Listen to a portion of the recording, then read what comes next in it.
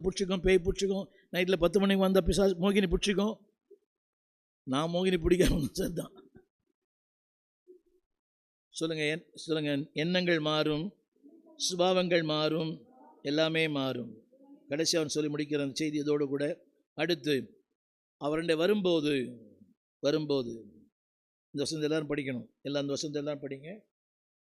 சொல்லுங்க, ஆம்னிபோட்டன்ஸ். கவனிங்க, அவர் வரும் எல்லாம் சிலுவையில் பாருங்க. சொல்லுங்க, சிலுவண்டி வரும்போது தேவ வல்லமை என் வாழ்க்கையில் வெளிப்படும். என் வாழ்க்கை எது வெளிப்பட்டது? ஆமீன். சிலுவையண்டை வந்து நம்பி நிற்கையில் பாவபாரம் நீங்கி வாழ்வடைந்தேன். இவனுக்கு தேவ வல்லமை வெளிப்பட்டுச்சா? பவுலடியான் சொல்லுகிற அந்த வார்த்தையை இவர் சொல்றார். பவுல் சொல்கிற வார்த்தையை பேதுரு சொல்ற வார்த்தை இவர் சொல்றார்.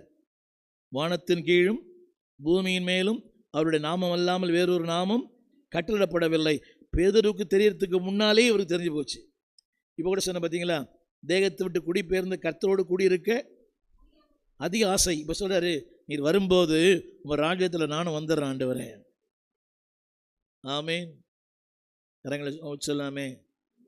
படிப்பறியாத அவனுக்கே இந்த வெளிப்பாடு இருக்குமானால் 35 ஆண்டுகள் 40 ஆண்டுகள் வரை எனக்கு அந்த வெளிப்பாடு இல்லையே.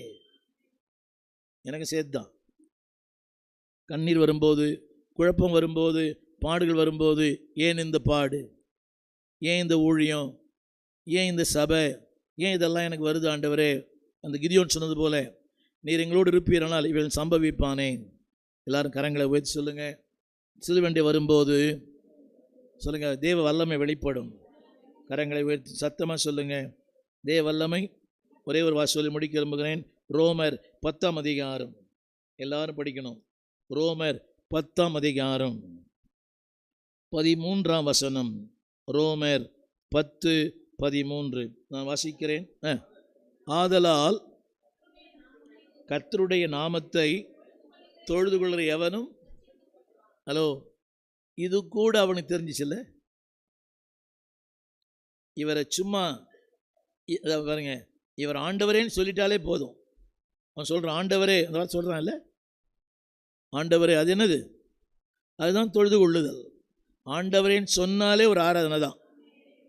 வாயில் வரமாட்டேன் நிறைய பேருக்கு இல்லை. ஆண்டவரே, கவனிங்க, அதுவே ஒரு தொழுகை தான். கரங்களை உயர்த்தி சொல்லுங்க. அந்த 13ஆம் வசனம், 13ஆம் வசனம். கர்த்தருடைய நாமத்தை தொழுது கொள்ளுகிற எவனும், தொடர்ந்து படிங்களேன். தொடர்ந்து 13.